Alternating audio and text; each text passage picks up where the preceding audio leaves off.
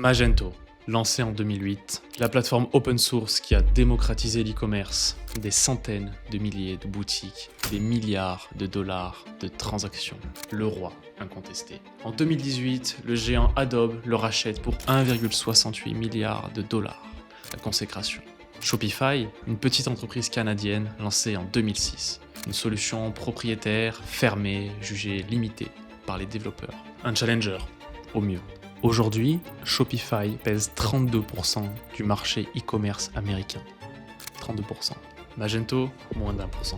Le volume de marchandises vendues via Shopify en un seul trimestre, 60,9 milliards de dollars. C'est 3,8% de tout le commerce de détail aux États-Unis, physique et digital confondus. J'ai analysé leurs rapports financiers, leurs études d'impact économique et les archives de leurs concurrents. J'ai déconstruit la mécanique financière qui alimente leur croissance et j'ai découvert le secret. Shopify n'a pas gagné en construisant un meilleur outil pour créer des sites web, ils ont gagné en vendant un produit que leurs concurrents ne voyaient même pas, un produit invisible. Dans cette vidéo, je vais vous révéler la nature de ce produit, on va décortiquer l'arme stratégique qui a permis à Shopify de dévorer le marché et comment cette philosophie peut transformer radicalement votre business. L'histoire commence par une promesse que des milliers d'entrepreneurs comme Julien ont cru. Julien vend des accessoires de café, il est passionné, son produit est excellent. En 2016, il veut lancer son site. Tous les experts lui disent la même chose, il te faut le contrôle. Prends Magento, c'est toi le propriétaire du code. La promesse est séduisante.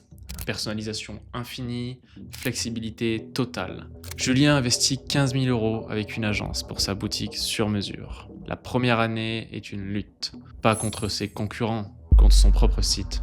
Une mise à jour du plugin fait planter le tunnel de paiement, 2 jours de vente perdue. Le serveur est trop lent pendant le Black Friday, taux de rebond de 80%. Il veut ajouter une simple option de cross-sell, devis du développeur, 3 jours, 1800 €. Une nuit de juillet, 3h du matin, son site affiche une page blanche, conflit de mise à jour. Chaque minute qui passe, c'est de l'argent qui brûle. Coût total de cette panne, 4000 €. Entre les ventes perdues et la facture d'un freelance trouvé en urgence, l'histoire de Julien n'est pas une exception, c'est la norme, c'est le coût caché du contrôle absolu.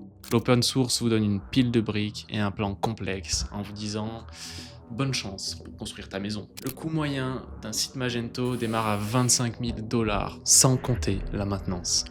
Le véritable coût n'est pas financier, c'est la charge mentale, c'est l'énergie. Chaque heure que Julien passe à débugger son site est une heure qu'il ne passe pas à améliorer son produit. Une heure qu'il ne passe pas à parler à ses clients. Une heure qu'il ne passe pas à construire sa marque. Il se noie dans la complexité technique bien avant d'avoir vraiment commencé à vendre. Et 70% des e-commerçants échouent dans les 6 premiers mois pour cette raison précise. Il meurt d'épuisement technique.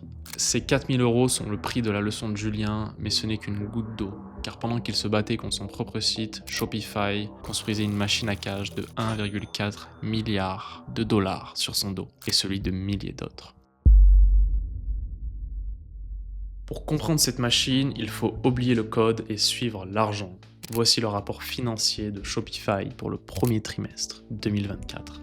Revenu total, 1,9 milliard de dollars. Si vous pensez que cet argent vient des abonnements à 39 € par mois, vous regardez le mauvais chiffre. Ces abonnements, les Subscription Solutions, ne représentent que 27% de leurs revenus.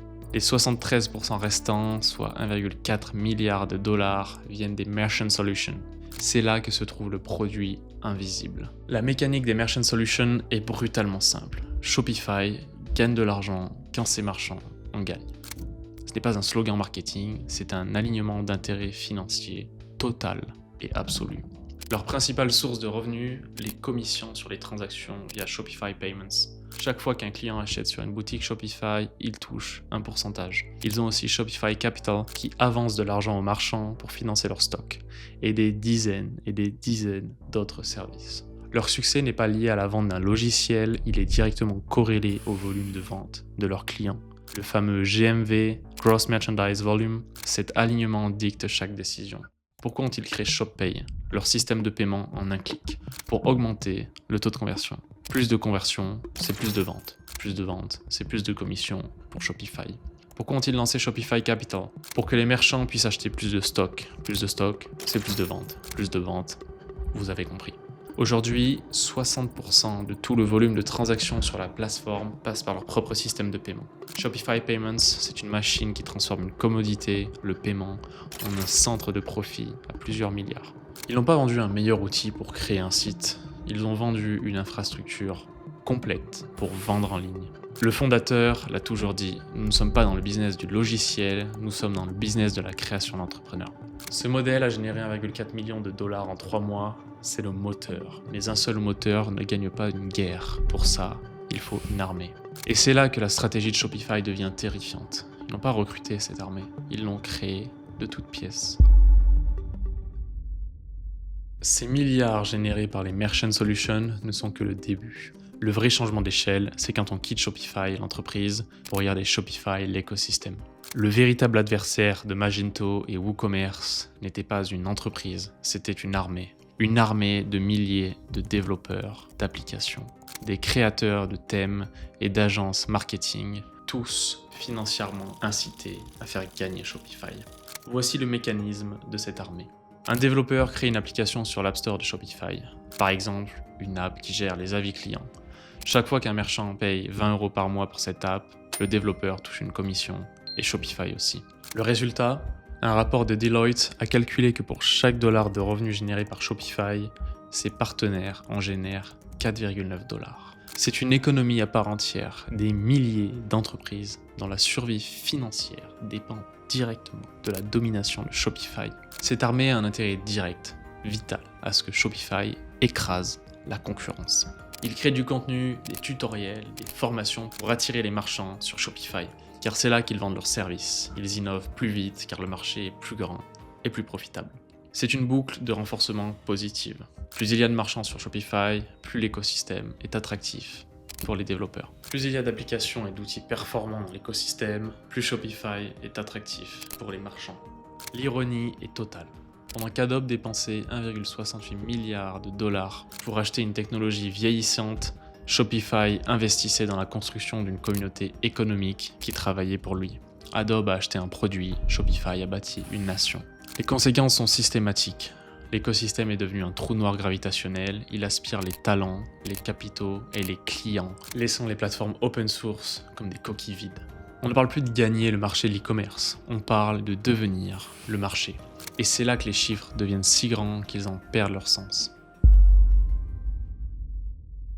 Ce qui suit n'est pas une théorie, c'est écrit noir sur blanc dans leur rapport public, mais la démesure des chiffres les rend presque invisibles. En 2024, la plateforme Shopify ne se bat plus contre Magento, elle se mesure à Amazon, elle se mesure aux États. Le chiffre qui sidère, 3,8% de l'intégralité du commerce de détail des États-Unis transite par Shopify. Pensez-y une seconde, pour chaque 100 $ dépensés dans un magasin, un restaurant ou un site web aux USA, 3,80 $ passent par les serveurs de Shopify. Ce n'est plus une plateforme e-commerce, c'est une utility, une infrastructure critique. Des marques comme Gymshark ou Allbirds ont bâti des empires de plusieurs milliards de dollars sur cette seule infrastructure. La capture est totale. Shopify ne se contente plus de participer au système du commerce. Pour des millions d'entreprises, il est le système. Il contrôle les vitrines, les systèmes de paiement, l'accès au financement, la logistique et de plus en plus la relation client. Le danger maximal ici n'est pas une arnaque, il est plus subtil. C'est une dépendance systémique. Des millions de business, des dizaines de milliers d'emplois, des centaines de milliards de flux économiques reposent sur les décisions d'une seule entreprise propriétaire. La démesure des chiffres donne le vertige. 60,9 milliards de dollars de marchandises vendues en 3 mois, des millions de marchands dans 175 pays, une économie de partenaires qui pèsent des dizaines de milliards de dollars. Shopify a gagné, pas en étant le plus flexible, pas en étant le moins cher, ils ont gagné en comprenant un principe fondamental que tous les autres ont ignoré. La chute dans cette histoire n'est pas celle de Shopify, c'est la chute d'une idée. L'idée que le contrôle technique est la clé du succès en e-commerce. Le grain de sable dans l'engrenage de Magento n'était pas un bug, c'était une prise de conscience des entrepreneurs. La prise de conscience que leur ressource la plus précieuse n'est pas leur code, mais leur temps, leur attention. Le message philosophique est simple mais radical, la complexité est une taxe sur tout ce que vous faites. En absorbant cette complexité, Shopify n'a pas vendu un site web, il a vendu la concentration, il a vendu la charge mentale libérée. Il a vendu la liberté pour l'entrepreneur de se focaliser sur ce qui crée vraiment de la valeur, le produit et le client. Ce qu'il faut retenir, l'alignement bat la technologie. Le modèle économique de Shopify, où ils gagnent car leurs clients gagnent, a dicté une stratégie imbattable. Un écosystème est une armée. En partageant la valeur avec des milliers de partenaires, Shopify a créé une force d'innovation que personne ne pouvait concurrencer. Le vrai produit, c'est le focus. Le service le plus précieux n'est pas une fonctionnalité, c'est la suppression d'une friction. Shopify vend du temps et de la tranquillité d'esprit. La vraie question que cette histoire nous pose n'est plus quel outil choisir, c'est où dois-je allouer ma ressource la plus rare, mon attention. Chez Alexandrie, notre obsession est de transformer la complexité digitale en clarté stratégique pour que vous puissiez vous concentrer sur la croissance, pas sur le bruit. Si cette philosophie résonne avec vous, le lien est dans la description. Abonnez-vous pour la prochaine investigation.